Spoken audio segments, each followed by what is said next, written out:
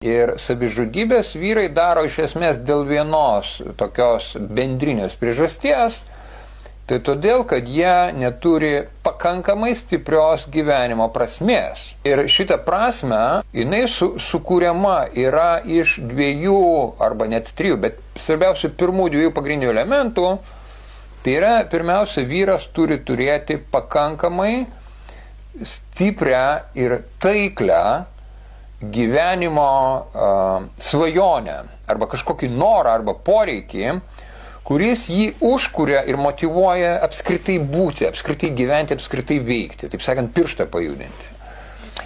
Ir antras dalykas, ko reikia vyrams, tai jie turi turėti priešingą dalyką, tai yra reiškia tarnystę arba misiją, kurią atlieka gyvenimo eigoje, tai yra tai, ką jie atiduoda kitiem.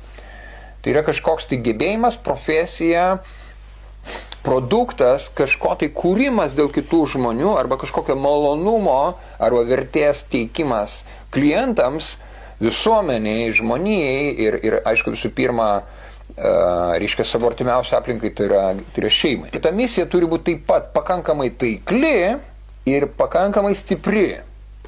Jeigu vyras neturi pakankamai stiprios svajonės ir tarnystės, vizijos ir misijos, tai jis neturi prasmės.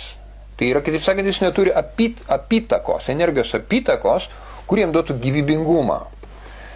Ir trečias dalykas, kuris, galima sakyti, savotiškai apibendrina šitos du pirmus punktus, arba galbūt iš jų išplaukia, arba tai yra kažkokia konkreti versija vizijos ir misijos, tai yra vertybių sistema, arba religija, arba filosofija, arba pasaulėžiūra, kuri apima visą sistemą, visą gyvenimo būdą, visą požiūrį su daug visokių niuansų, taisyklių, įpročių, papročių, įstatymų ir taip toliau. Tai šitą trečią momentą vyras turėtų arba pats, reiškia, atrasti savo, jam tinkamą, arba jis paprastai gauna palikimų iš savo tėvo, arba iš mokytojo kažkokio tai, ir tai yra kažkas tokio kaip, jeigu imti kompiuterių pavyzdžių, tai yra kaip operacinė sistema žmogaus smegenyse, ant kurios pagrindo veikia visas jo gyvenimas.